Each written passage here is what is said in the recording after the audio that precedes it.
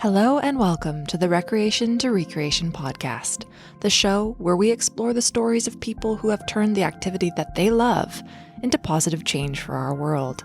My name is Jen, and I'll be your sidekick on this adventure as we treasure hunt for gems of insight and wisdom while exploring the planet with our inspiring guests.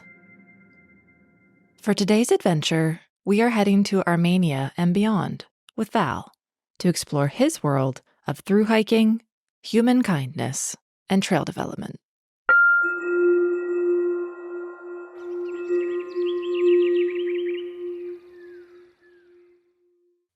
Hi, Val. How's it going? Hey, yeah, good. Thanks for having me on. Thanks so much for coming on the show. I'm really excited to explore with you today. And I always like to start these conversations by getting people to tell us where they are, what it's like there, just kind of get us situated in your world.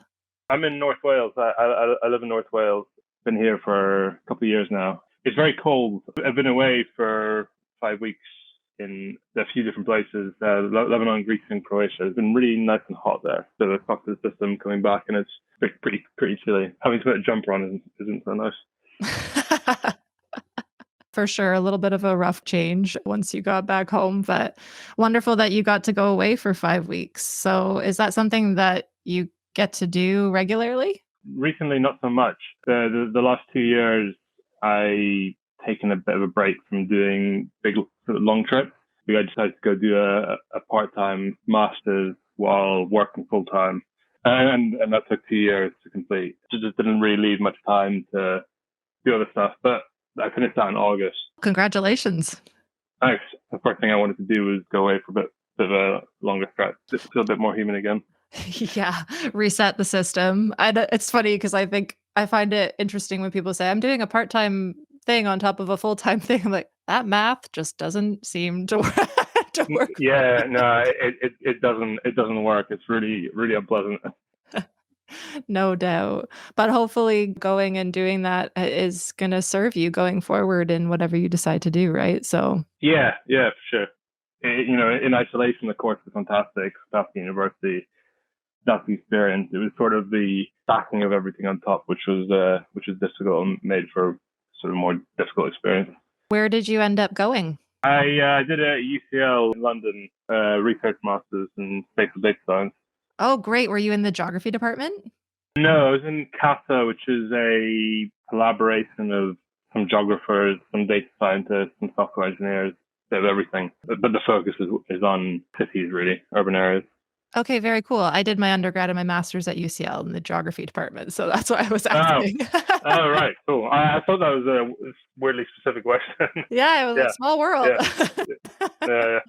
Yeah, and I was really grateful. We had a lot of spatial data and obviously GIS courses that were part of the undergrad. So yeah, it was Mm. interesting to have that crossover. Cool. Okay. Well, before we go too far down any road, I like to start these interviews with weird and wonderful questions. I find that they're generally just really hilarious. They don't really have anything to do with anything, but they can sometimes just get us laughing. So hopefully you are up for that.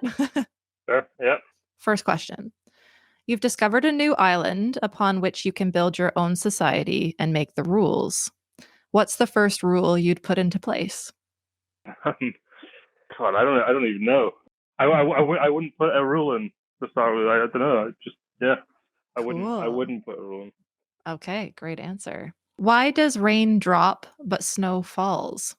I guess rain, rains faster. I mean, it's just heavier, right? So it moves faster. I don't know. Uh, That's not. I know you're not asking for a literal answer, but that's the way my brain works. that's perfect. That's the fun thing about these questions is they're just so random. And I just Yeah. love to see what comes out of people's brains. I think you're going down a really cool route there of, yeah, rain is heavier, snow is lighter. Why wouldn't it drop rather than fall? Yeah, I like that. What would you rather do? Ask a question to someone who doesn't want to answer it or give an answer someone doesn't want to hear? But ask the question. So Mhm. What is something that would be much better if you could change its color? much better if it changes color. Hmm. I mean, I was just in Croatia, and Croatia is absolutely beautiful. Mm. However, when you're, I don't know if you've ever been, but the landscape up there, and like in the mountains, and the rock is beautiful, beautiful colored limestone, but there's a lot of dirt sort of mountains, a bit more greenery, a bit more like here in North Wales. A little bit of contrast. Yeah. Yeah, no, Wales is so beautiful and lush. And I haven't been to Croatia, but I've seen many photos and it does look beautiful. So great answer. Perfect. Okay, this one I'm particularly looking forward to. Which Disney princess would make the best spy? Oh my, I can't even answer that because I can't even think of a Disney princess. Is Cinderella one? I don't Yes. even. Ding, Yeah. ding, Okay. ding. Correct. Yep. There we go. Let's do that. She basically spent a lot of time cleaning and moving around the house. She probably had good secret passageways. Let's go with that for sure. What's the longest time that you've gone without showering or bathing? Oh God, that I can definitely give you an answer there. That 16 days, which is absolutely horrible. That was in Kyrgyzstan. I've done a lot of 10-day stretches for sure as well. Hmm. You get to this threshold where you got clean clothes on after your first day. You can smell the end of the day. Maybe the next day. After 3-4 days, you kind of get used to it. But then after a week, 2 weeks, suddenly the stench sort of builds up and you can smell it again. Everybody's getting a little bit of insight into these through hikes that you've been doing and maybe why they were solo. Yeah. No, we've all been there. I've done some trekking myself as well and had some, I don't know if you could call them a bath, but just rolling in puddles. Mm, yeah. And that counts. So at least it Yeah. does in my world. But yeah, okay, well, you're safe. You're out of the weird and wonderful questions. But thank you for playing along with me there. Now we're hopefully into some easier stuff because you are your own expert. So we can answer some questions based on your personal experience. So let's roll into that. I'd love to start with a bit of an origin story, just getting to know you better. Where did you grow up? What were you passionate about growing up? And what did that look like? I grew up in London, born and raised in London. So I was really into academics, really, math and physics, which is ultimately why I've gone down this route of engineering and then eventually data science. Academics is definitely the core focus. I did a lot of rugby as well growing up. Later on, I mean, some of my father is from Kosovo. So we would do sort of trips into the mountains there, which are really stunning. Sometimes in summer, sometimes in winter conditions. I mean, I just always loved it really. And when I went to university in Bristol, I joined called Youth, which is the Expedition Society, doing lots of weekend trips away to different parts of the UK, predominantly walking and scrambling, that sort of thing. Yeah, I sort of just got more interested in doing like more challenging things, really, longer walks in different places, and yeah, I mean, it took me down a road of through hiking and eventually doing rock climbing and trail development, that sort of thing. Yeah, for sure. And I can imagine living in Wales, you've got a lot of good hill walking there for training for some of these longer hikes that you've done. Well, yeah, I mean, it's a funny thing is, so when I was a student, so I went did my undergrad at Bristol. I would go maybe 3 weekends a month, go somewhere in the UK, often North Wales or the Lake Hmm. District for walking. But this is what 2015 to 2018 or something like that.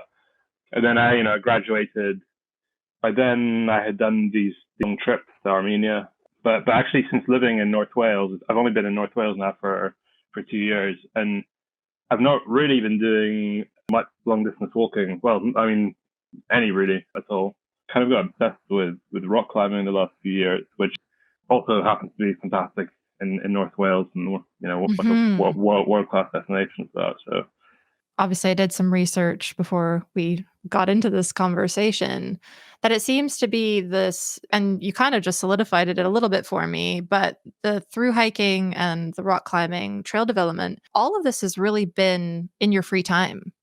yeah, for sure. I absolutely love being outside. I love being in the mountains. More than anything, it's the best. It's the thing that makes me feel the best. You can experience all ranges of emotions, especially on these kind of big trips where the lows are lower and the highs are higher. At one point, I thought, 'cause I was a bit disillusioned when I did my undergrad. I did it in engineering design and focusing in civil engineering, and I didn't really enjoy it very much.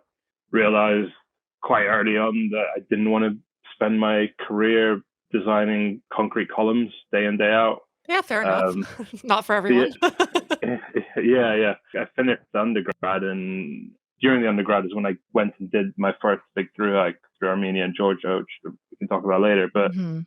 after doing that, I quite seriously thought about just going down the route of being a mountain guide Mhm. and or an instructor or something like that. I went through the route of getting my mountain leader, which is a very basic qualification in the UK, but it's that first like stepping stone going down that road. I did a bit of guiding.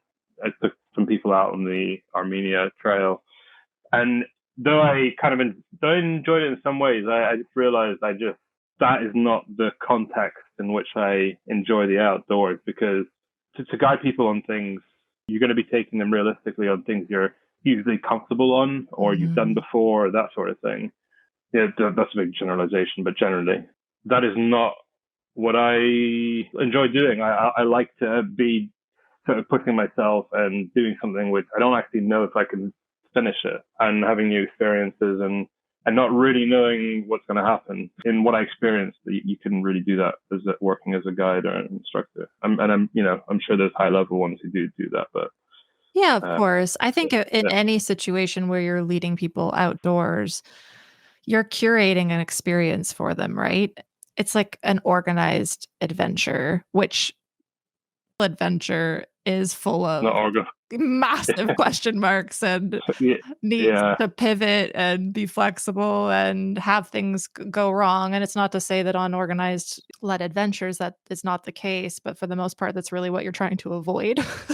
yeah, for sure. So I can definitely resonate with that just from my own experience of doing expeditions and then also leading expeditions is a very different dynamic. And facilitating that experience for other people means that sometimes it can lose that edge that can be the reason why we got into things in the first place. And I think that that's something that's probably really helpful for people to hear when they're considering making their passion into their potential career, to kind of really look at the reality of what that might look like depending on the path. And I mean, there's so many different paths that we can take to doing that. But for you to basically take that time, go down that route a little bit, and then reflect on it and be like, is this actually allowing me to live this passion out in the way that speaks to me the most? Yeah, exactly. And and then on top of it, I do have this interest in math and physics from when I was younger, and wanted to pursue something in that area. And I just enjoy using my brain in that kind of technical way as well. You don't get that when you're on these trips. It's only a balance I've been trying to. I've struggled to find actually in the last few years. At the start, when I was doing the undergrad, I went maybe too far one way, where I was doing, sacrificing all other things just to focus on these adventures, which I would say, in no way do I regret. They were absolutely amazing, but because I don't think it would work long term for me to just do it that way. So then I went down the other road of working and saving up to do these trips, but then COVID happened, things got delayed, and then I found myself doing this master's part-time in quotation marks and having no free time really to do any of these big trips, which is, I enjoy my job, but part of in my mind, originally, what made me comfortable taking a stressful job is that you have something to look forward to, which in my case were these essentially taking out 2 months at a time in the summer, even if it's, unpaid leave or something, just to go do these trips. But yeah, I mean, that's something I've struggled to find the last couple of years. But, now it's done, the master's, I'm hoping to find that balance a bit better. Yeah, for sure. You're back down to just full time rather than full time plus part time. Yeah. I think that's so interesting. And I was just thinking back to how we met, which was very quick. I think it was in 2017, somewhere around there, where we ended up both presenting alongside one another at a Tales of Adventure event in London. Yeah. And I was talking about my cross Atlantic and you were talking about your through hike. So it's cool to me to be sitting here with you, however many years later, and having this conversation now that you've done a few more things as well. And so I'd love to just hear a little bit more, and for the benefit of the listeners as well. How did you end up deciding that you wanted to do this big, it was a world first through hike, right? Yeah, as far as known, yeah. In terms of doing the first crossing of the TCT, yeah, it was the first one, but And you did this during your undergrad, right? yeah, that's right, yeah. Okay, so you had this background of being a part of the club at university. You've been going on these trips, and then you kind of went from that to this massive solo hike. So I'm just wondering how that all came to fruition. How did you even begin to start planning it? Because I had a peruse on your website, and you've got a fantastic page, which basically outlines advice for anybody now wanting to do that, which actually, when I was reading through it, I was like, wow, this is actually really helpful for anyone who wants to plan something like this, to just give a general structure to how you would begin to plan a through hike. Yeah, you're talking about the advice page for Mm-hmm. yeah. I mean that was me after I finished the route. It was a way of almost like I just felt like I had too much just information in my head and I just needed to get it out somehow and just write it down because I knew eventually I had to get it. And Mm-hmm. if other people were going to come to me with questions, I just wanted to have the answers written down somewhere. But yeah, I mean it's very much how I planned it and what I thought of. And when I wrote it, the Trans-Caucasian Trail hadn't actually been published yet because when I went and did it, the route wasn't complete. But yeah, I mean now you can go onto their website and they give you the GPS trails and they give you some other information. I think the information still stands, but yeah, maybe more useful for individuals who are actually trying to do something somewhere else. I want to think about the kind of questions that they're worth considering, really. Yeah, I'm curious. Has anyone ever reached out to you for advice? Yeah. It's always quite cool because each year, at the same time of year, I get a few emails from people, and it's always around March, April time, February, March, April, and it'll be from some random person being like, came across your website. I'm hoping to try and cross the Caucasus. Can you share with me your GPS data? It's always the same thing, and then they'll have some other kind of questions, but yeah, it's quite cool. I mean, I put this page out a few months after I did it in 2017. It was a matter of months, 2-3 months later, a woman called Leah reached out to me. She was interested in repeating the route. She was the first person to contact me.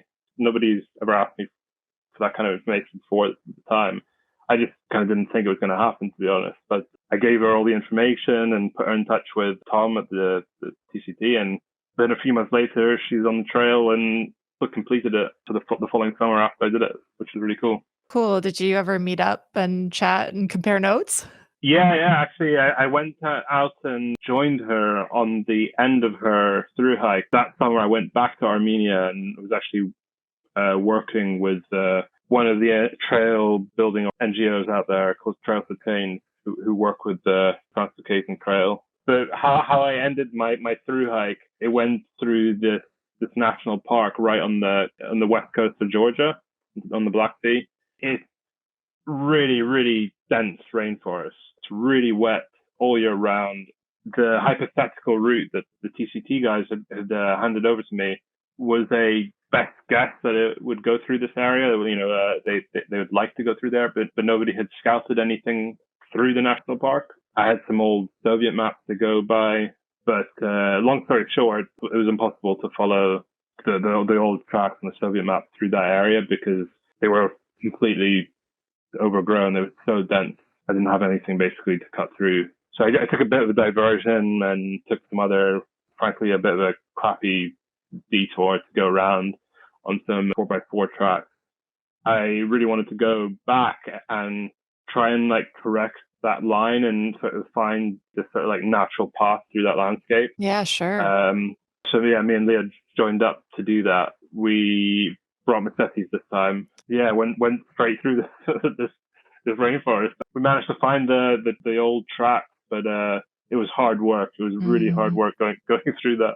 But it's quite amazing though how you could be a meter, 2 meters away from the Jeep track, the old Soviet track, and you would not know it was that dense. But then when you're on it, it's very clear that you're on it, and it's properly bent out. It's been completely overgrown. How interesting is that?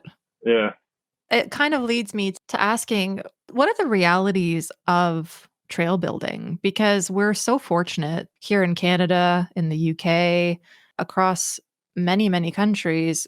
We take trails for granted that they're there, that they've been created, that we've got somewhere to follow. We can just go, we're going to go for a walk today. And you pull out your phone for the All Trails app and you explore a trail. But the idea of you're mapping them and then creating these trails, what does that actually look like? It can look like lots of different things, really. I mean, there's a lot of different ways that you can put a trail together. It might be worth answering your first question first before I get to that, because it sort of provides some context on it. You asked me how I got into doing this. I had a really bad knee injury, dislocated my knee and shafted part of the kneecap. Then it happened a few more times. I had to have reconstruction surgery of the ligaments to hold the kneecap in. I don't know why. The thing I had in my head sort of driving me through the physio, and what I was really looking forward to, was that I wanted to go for a really long walk and do a through hike. I think, part of that was because I was, disillusioned with the undergrad and then being outdoors and that sort of thing. And back then I had a bit of a romanticized notion maybe of what a through hike would be like. Yeah, sure. They had estimated that I'd have a full recovery or 90% recovery or something after 12 months. Just around the 10-month mark, I was starting to think where am I actually going to go? I was feeling good and it was all going well. I was planning to go do the Pacific Crest Trail in the US. It just something wasn't quite right. Like I just thought it's probably the good one to go do as my first through hike, because it's trailblaze. It'll be so much information out there. But I don't know. I wasn't that interested in it, to be honest. I probably would have gone and done that just by chance. I was on a flight. The in-flight magazine, the front cover was this picture of a guy standing in some landscape that looked quite strange, a volcanic landscape. And I opened it and I never look at those in-flight magazines. It was an interview with this guy called Tom and Paul, who were building this long distance trail through the Caucasus and through Armenia and Georgia. And it was really kind of a wild idea, because there is no hiking trails, or at that time there were no hiking trails. This was back in 2017. There were no public hiking trails, no purpose-built hiking trails in the entire region. Whatever there was, information given by the tourist boards, were trails and quotation marks that just followed roads or, muddy 4x4 tracks and that sort of thing. Tom and Paul both independently had this idea to build a long distance trail and joined forces to create this one that joins Armenia and Georgia. It really sort of clicked in my head, because this was exactly what I wanted to do, because it was something more than just going for a walk. It was, at the time, Tom and Paul had only scouted, I think, 60% of the route. They had only looked at 60%. The other remaining 40%, they had no idea what to do. It was really just a line on a map at the time in Google Earth. The route wasn't finalized. And then there was also, the part that nobody had done it from start to finish, partly because it didn't exist. And so this kind of the idea sort of clicked for me, in that I could go do this long walk, but it could be really like a contribution in some way, where I could get to discover where the trail goes, where it would naturally go, and feed back into the project and contribute to that and help build this long distance trail. That kind of brings me on to what you then asked, which is about what does it look like designing or building a trail. You can kind of look at it from my side and then from the TCT side. From my side, how I planned the route was Tom and Paul gave me whatever information that they had. Some of that was scouted GPS trails where they had walked some sections and had some feedback on, this was good, but this part wasn't so good. So I suggest we find a better path, because either it wasn't so interesting or it was just a really bad trail, fallen apart, or overgrown or so on. And then some of the other information they gave me was like, hey, we just need to get from A to B. We don't really know how to do that. See what you think. So I kind of took that information, whatever that they had scouted and were happy, I included that. Whatever that they wanted to replace or change, develop or connect from A to B, I took whatever advice they gave and then also did my own research looking at Google Earth. So satellite imagery in these areas are your friend, providing there's no tree cover. And then also really important are the Soviet maps. What makes it harder for this area is that partly why there's no trails is there because there are no properly published topo maps for Armenia and Georgia. The last ones are from the 1970s. Oh, interesting. When the Soviet Union mapped the region. Mm-hmm. And obviously topography doesn't change, significantly. It's still accurate in that way. Right. But what does change are your networks, so your road network, your path network. Sometimes they might still be there. Sometimes you might have a new settlement there built on top of it, or sometimes it's still there, but it's collapsed. You've had landslides or it's just overgrown, like in that rainforest. It's not something you can really rely on entirely, but also you just kind of need to go there as well and experience it. What I did when I was planning it was I figured out a way to overlay the Soviet maps on top of Google Earth and then, trace these old routes that I thought might still be there or I could visually see them as well on Google Earth. I'd include that as an option for that section of A to B. But I tried to have a couple of different options always. So in case I got there and it was very obvious that this option A is not there anymore. So, right. My hypothesis was incorrect. Yeah. And then when I was there on foot, I used this app, which was recommended to me by Tom and Paul, and it's how they collected all the data they sent me. It's called OSM Tracker. Mm-hmm. You just download it onto your phone. And it works a bit like Strava on a basic level where, you just click start and it traces your GPS data. But what's really useful is it has like a button screen almost where you can then tap it and it will save the information that from this point it's a walking trail or it's a 4x4 track, tarmac road. And then the same thing for water sources, you just click water source or oh wow, things like that, or bridge or dead end and then you can also add information and say whether the trail's overgrown or things like that, so that whatever information you give back is geolocated and you're not sending, paragraphs of information saying, oh, from this bit to this bit, it's overgrown, but from this bit to this bit, it's okay. So whatever I gave to Tom and Paul was geolocated. They knew this 100 meters of trail was an old Soviet track that was overgrown, which then transitioned into this nice walking trail or animal track or whatever. Yeah, I mean, that app is very useful. What you can do from there is actually a official use case for is to then upload into OpenStreetMap, which the guys did do afterwards. No, I was just thinking about how the advent of technology and just how it's changed over the years and that there's apps on our phone now for pretty much everything and that there was something that served you in this. I remember when I did my first ever expedition during my undergrad, which was 2009. Phones were still pretty basic back then. Yeah. Maybe snapped some pictures, but apps were not a thing. I had this little handheld device called Spot, and it meant that I could send my location to a select group of people on an email list to just basically let them know I was still alive. Yeah. And then it had an SOS button for whoever was going to pick up my SOS beacon so that they could come and find me. And I was in some pretty remote cuts. It's just so interesting to me now that there are all of these things that just make it so easy for us. You're doing the challenging part by being there, but the data collection that you can do in real time. If you were collecting that data, did you have data coverage that you were able to provide that to the app and save it offline or online? Like, how did that work? So as you're doing it, it's saved locally just onto your phone. You can choose to publish it straight away if you want onto OpenStreetMap.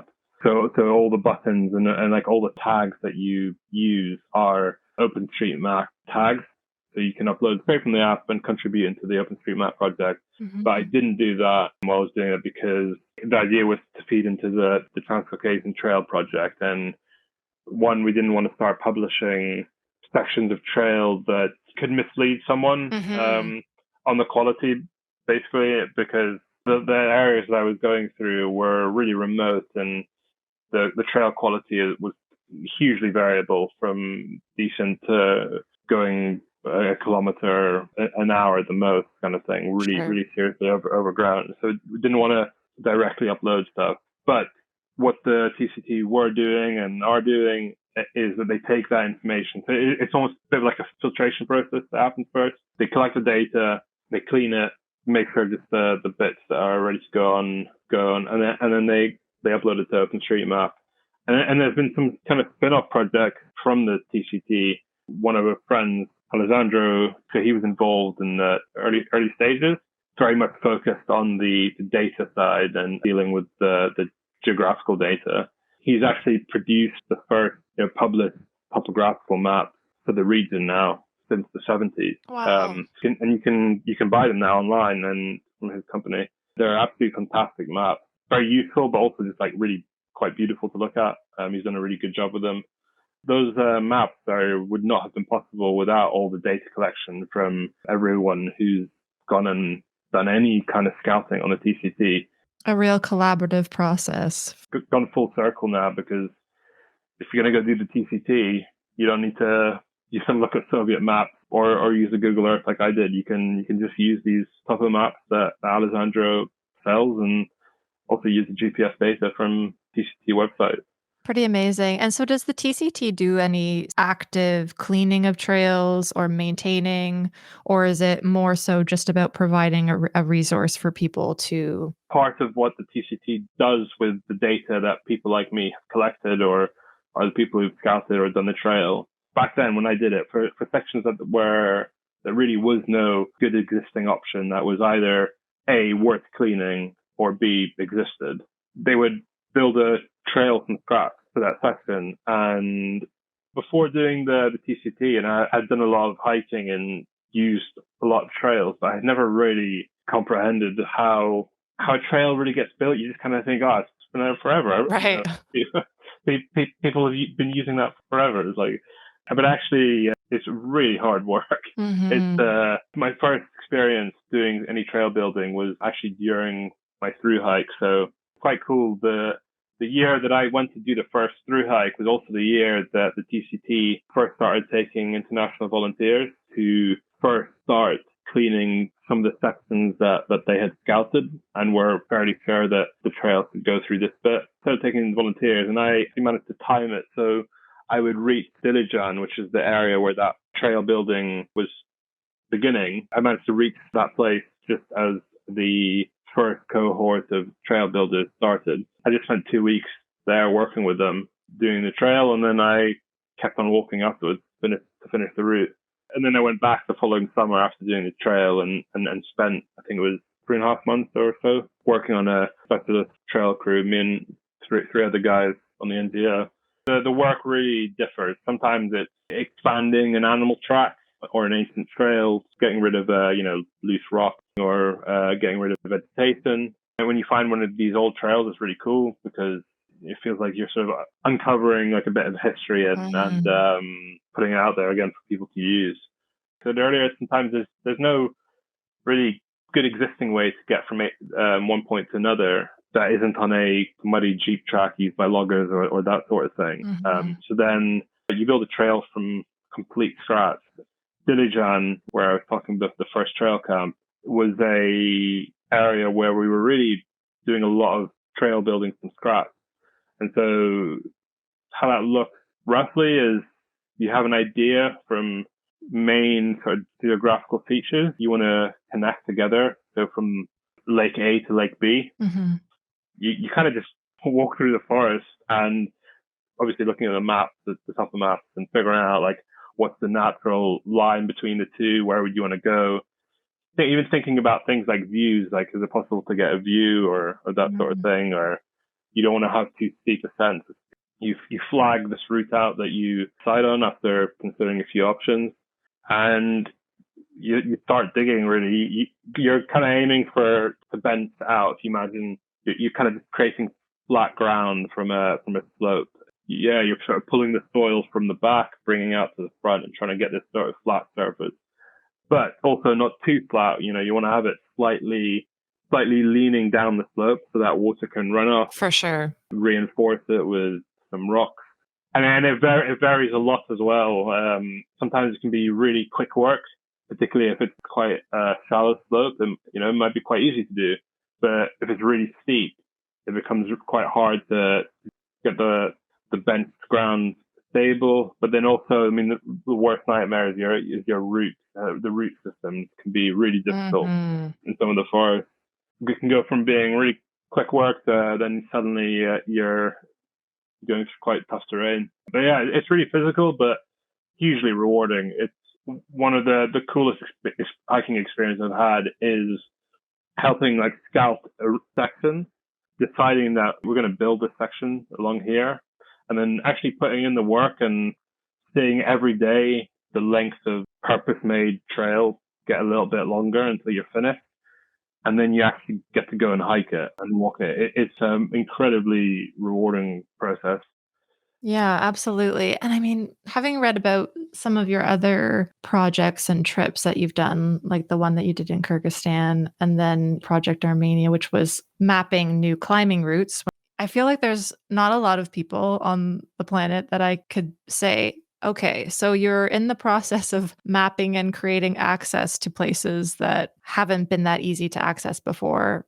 How does it feel to be creating access to these places and then thinking about the impact that might have on these locations with regards to tourism? I know this from my own personal experience of trekking, that I've gone to places that previously went from nobody was there, and then all of a sudden there's this mass influx, which is not necessarily going to be the case here, but just how do you navigate some of those things, making sure that the infrastructure that's going into place is sensitive to the ecosystem, also the people that are living there, and how do we sort of navigate that part of this unfolding of somewhere completely new to access and explore?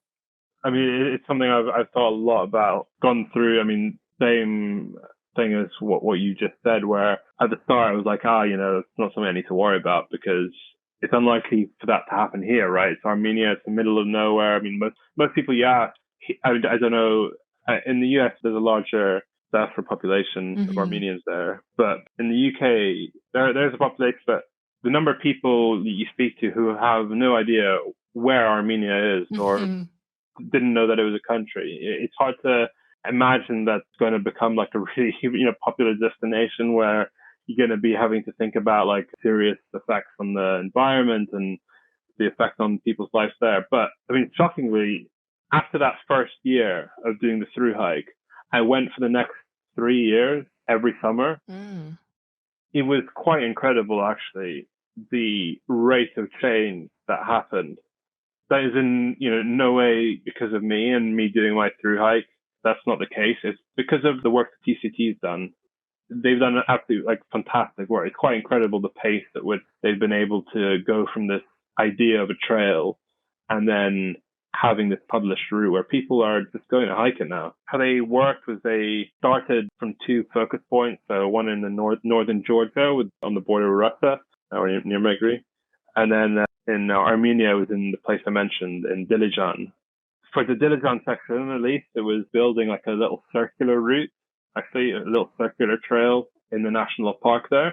We built quite a significant section of that in that first year when I was there. I did the trail, stopped halfway, did a bit of work for 2 weeks, finished my through hike, and then actually spent the next 2 months back in Dilijan doing more trail work. And then I came back the following year and did more other areas too.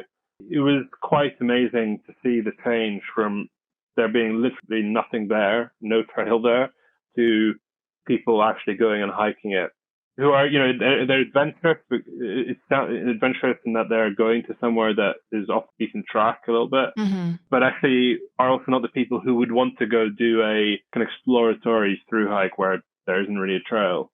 It was quite amazing the change of mentality required to go to that same location that I had that I had gone through. For sure, you start to see a little bit of an impact in terms of footfall and things like that. But the trail is still a very young trail. It's still a very low traffic trail. The whole Trans-Caucasian Trail, not many people do it, but there are focus points like in Dilijan where it is more popular. And even back then, I came across a little bit of rubbish and things like that. Mm-hmm. There's kind of two ways where my head goes, where one is about that impact on the environment, littering and things like that, which there's no excuse for. It's also, in some ways, it's kind of an unavoidable thing, because you got to do everything you can to stop people doing that and educate people in not littering and things like that. But what my point is, that kind of goes with the territory. If you're going to publish something, if you're going to build a route, you got to be prepared for there to be some kind of impact. And it kind of leaves a bit of sort of contrasting feelings. The other bit is from my side of the experience, where I went through this landscape, had an incredibly unique experience where I was hiking through areas where they don't see hikers, or they've not really ever seen hikers before. They don't know what you're doing. They're wondering why you're there. Why are you alone? That sort of thing. Where are you going? I'd be, in the middle of nowhere, like really remote areas. There are people there called Yazidis who they live up in the mountains through the summer, sort of live off the land and the animals, move from place to place.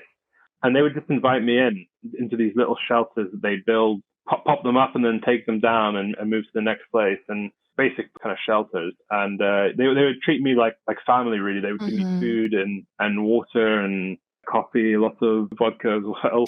And you get these really kind of intimate experiences as someone who is having an early journey through the area. As you publish, routes, and it becomes more of a formal trail, and more people do these journeys, the way in which those people experience the route changes, because there's only so many people that the locals can invite in, right? It's something that also you couldn't expect, right? Because they're doing it from the kindness of their heart, and they also refuse to take any money or something to say thank you. Yeah.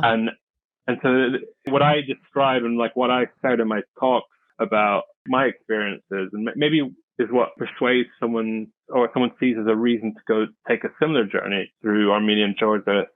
Over time, they're not going to have those same experiences, because the type of commitment required decreases, because the amount of information increases. There's just more information, but also maybe how you interact with the local people also changes, because you aren't so committed.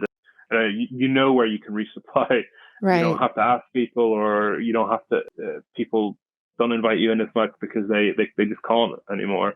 The novelty is removed. Maybe there's that contrasting aspect I've had as well, and it's really difficult, because in the extreme sense, you could say, well, this gives an opportunity maybe for locals to build guest houses, and it brings a new economic opportunity for them if they choose to pursue it. It's absolutely their choice to do that. But as a traveler, and this is a completely selfish way of looking at it, but the experience I had is the experience I would want again. I wouldn't want to go through that landscape and be, offered guest houses and things like that. But also, you can't expect people to not take the opportunities and not develop. Do you understand? Absolutely. I think that this is just, it's a part of it all. The shifting and changing of landscape, our relationship to it, the relationship of people that live there. This is the game of tourism, right? When we open up new spaces, it's absolutely their prerogative to see that as a way to diversify the economy and to make money from it.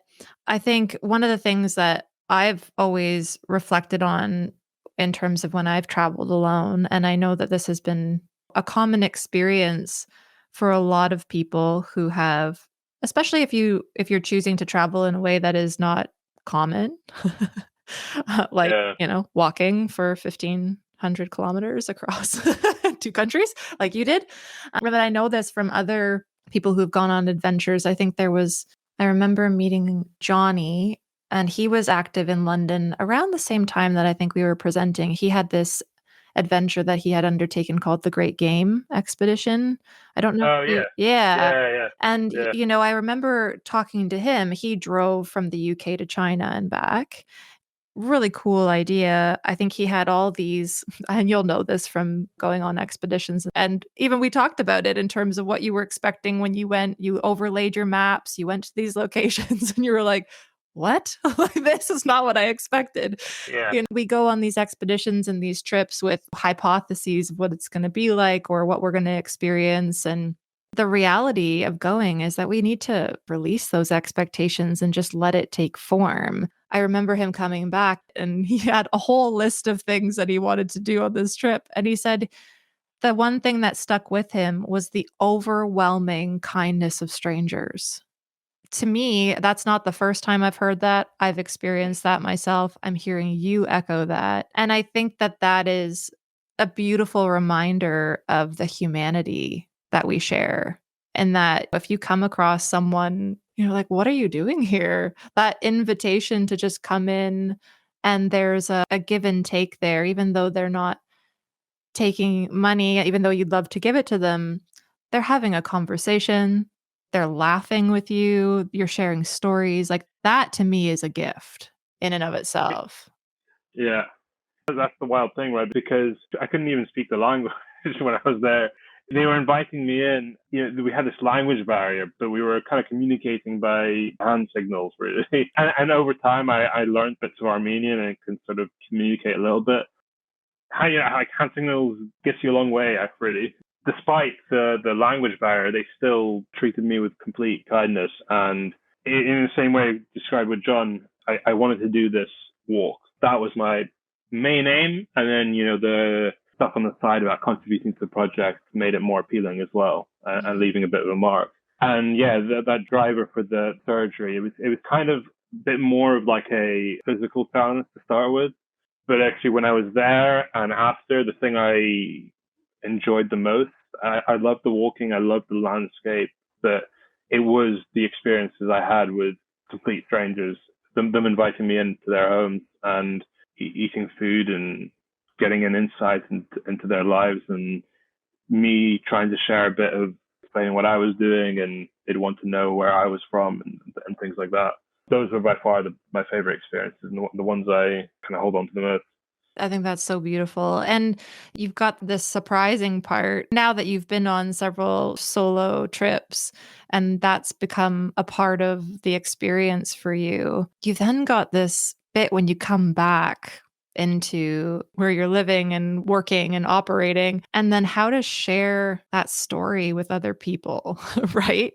Like, how do I get across to you how transformative this was? And, we've got very kind people in our lives, parents, friends, siblings who are willing to listen to our stories. But then there reaches a limit where they're like, okay, like, are you good? One of the things that I'm really curious to ask you about was public speaking. Was that something that you had planned to come back and then share your story in that format?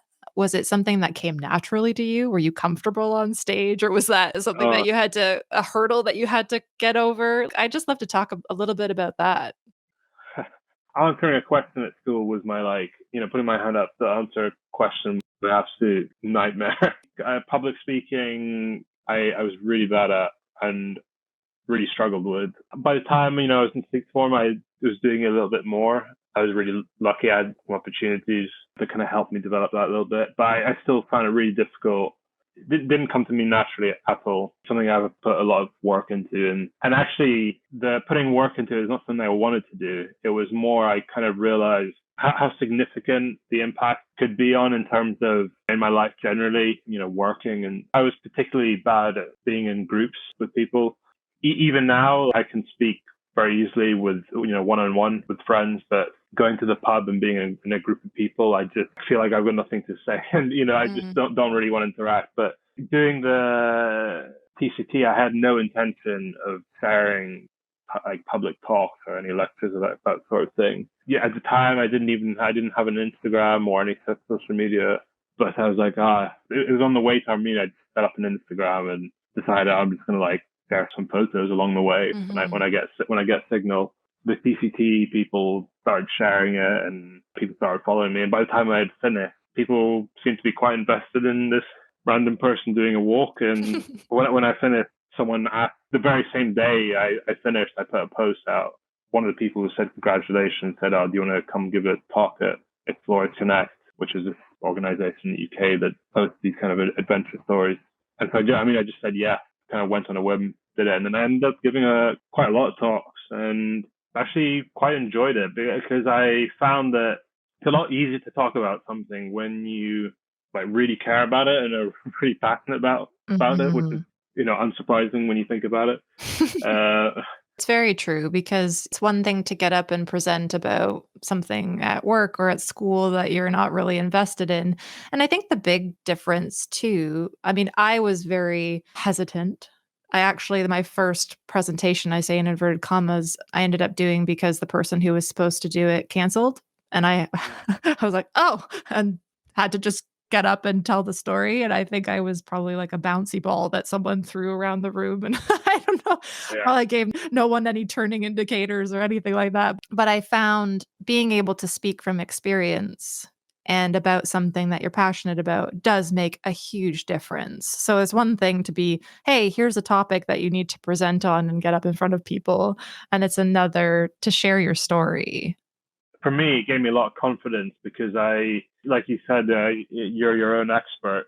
Those were my experiences. I always struggled with confidence in public speaking or with talking in front of other people. But with that, I could only have confidence because they were my experiences. So I felt able to just, absolutely, I was still nervous before talks. And, yes, of course. With the jitters and stuff. But over time, I've not given a talk for a little while now. So I think I'd probably get a bit nervous now. But when I was giving lots, you definitely feel a little bit of adrenaline beforehand. But I couldn't believe how used to I got the journey through was really incredible, and I really enjoyed actually trying to figure out how to tell the stories in like a compact way that is also truthful, but also gives you the big full picture without leaving stuff out, but is also entertaining and quite enjoyable. I had no intention of doing it, but found out, even though I found it stressful at the start and quite nervous, I did enjoy it and did have a good time doing it. So I just kept on doing it.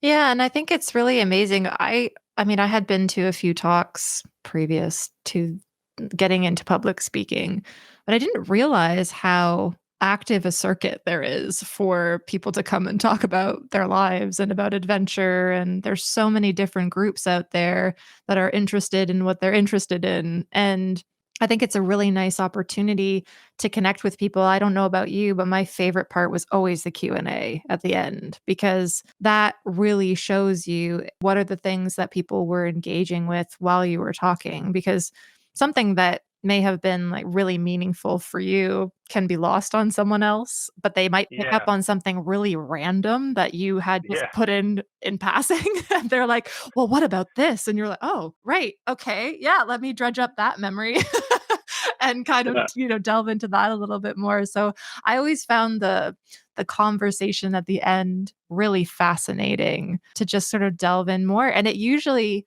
as I said, brought out things that I hadn't thought about. Yeah, the Q&As are always really interesting because sometimes people ask a question and you're like, this sounds like they might actually go there and do something similar. It happened a few times where I recognize people's names and their faces when, I then see stuff on social media from later on they're in one of the trail crews. It's quite cool that you can kind of see the impact that they heard about this thing through you, and they actually were so interested that they went on, kind of made their own stories kind of like related to it and had their own experiences there. Definitely of the mindset that I would rather have 5 people show up who were extremely engaged than 100 people who weren't. And it's really awesome to, as you said, get that feedback to see that someone came to a talk of yours and then decided to go and have their own experience of it, whatever that ends up being, right? As we were talking about earlier in terms of them going on that trip, you're telling your experience, they're maybe expecting it to be the same, but then they're going to have their own unique experience of that landscape, of the people. And that's just really cool that they're going to have a very different experience than you did. Yeah. Yeah. I'm just mindful of time. I'd love to know, first of all, did you have a favorite age group that you presented to? Because I know, like me, you presented to adults, you presented primary, secondary school. I'm just curious if you had a favorite.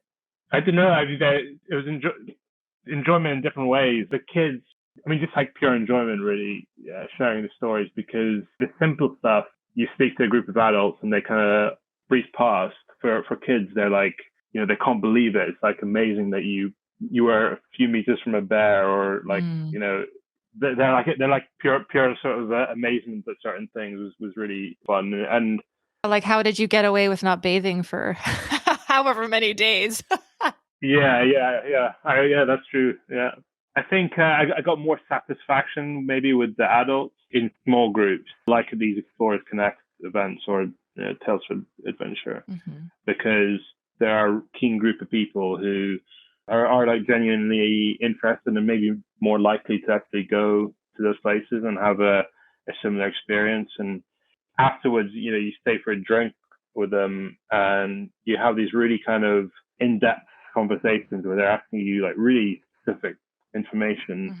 You then find out some interesting stuff about them, that they've done their own cool stuff, which is fun to hear. But I did some stuff for university clubs as well, which was really satisfying too, because I was speaking while I was actually in a university club and was having those experiences and knew like, what other people in those clubs were actually doing and what level of experience they had.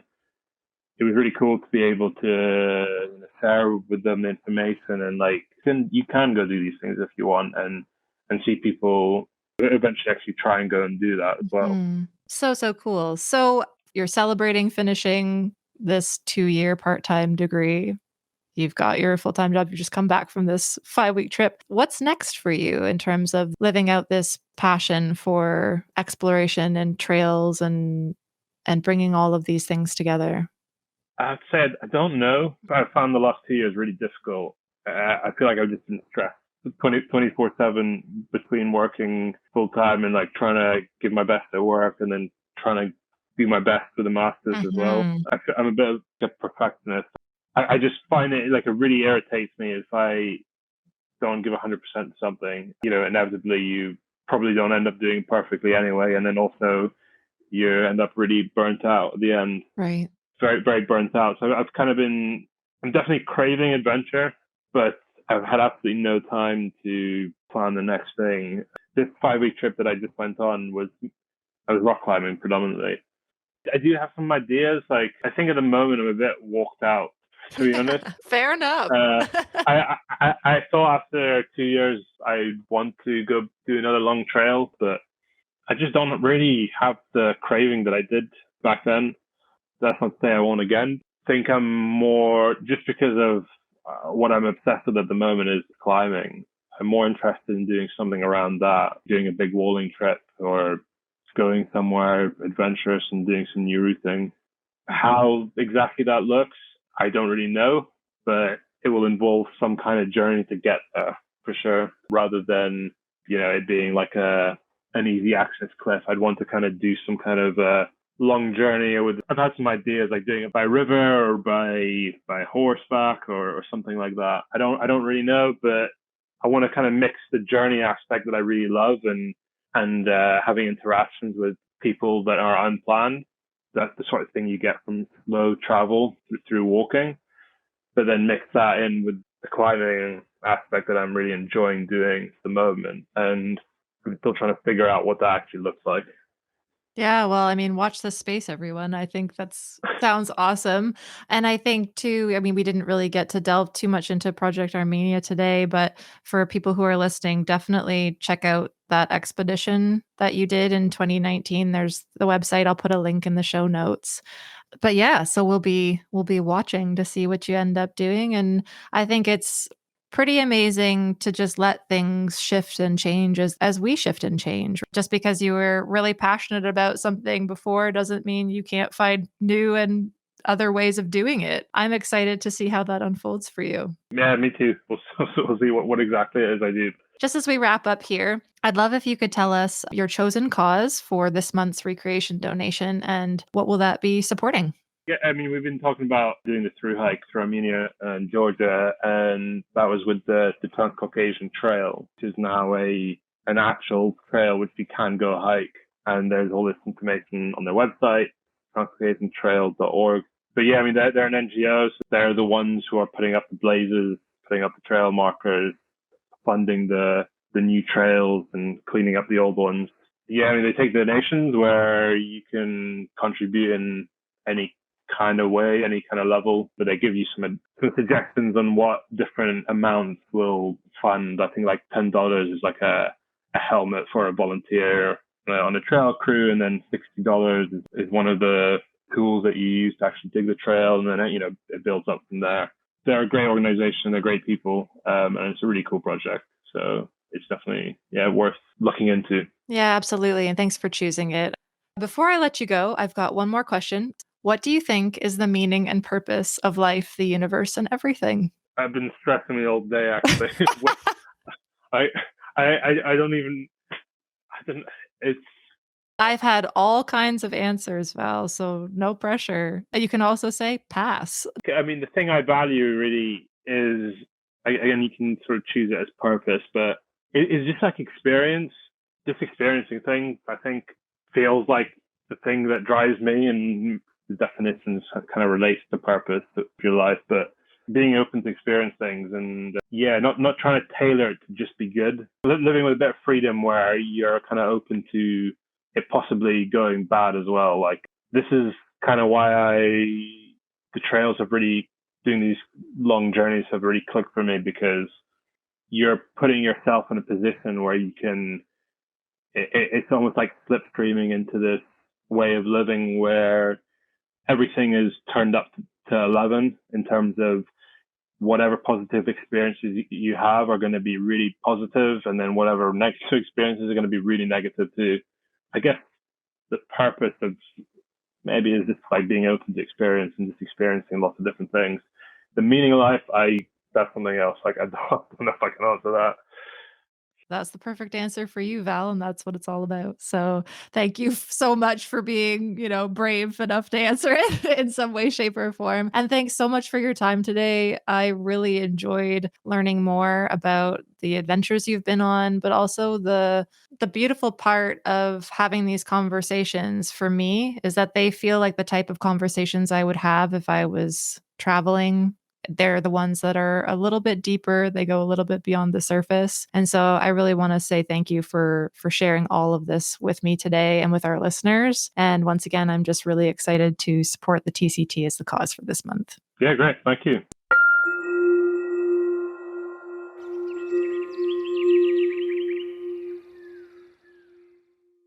This month's recreation donation is in support of the Trans-Caucasian Trail. As you now know from exploring with Val and I in this episode, this organization has been his foundational partner in creating and maintaining over 1,500 kilometers of trail across Armenia and Georgia.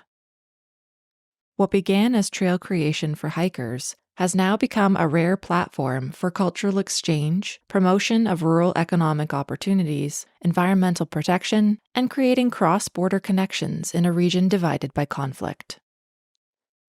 Your support will positively impact not only the trail development, but also the Caucasus Conservation Corps, which brings together young people from across Armenia, Azerbaijan, and Georgia to work on trail development, environmental protection, and sustainable tourism projects. By donating, you're helping to create a new generation of conservation leaders in this region that are focused on building a peaceful, prosperous, and sustainable future. Whether you can volunteer your time, money, or your voice, we hope you will head over to our Patreon page to find out the different ways you can support their unique version of Recreation for the World. Please take the time to let us know what the stories we explored in this episode meant to you, and if you do take action to support this month's cause, thank you. Thanks for joining us for this episode of Recreation to Recreation. If you, or someone you know, has a unique and inspiring story to tell, make sure to reach out so we can share it with the world. Until next time, Keep happy, keep healthy, and keep exploring.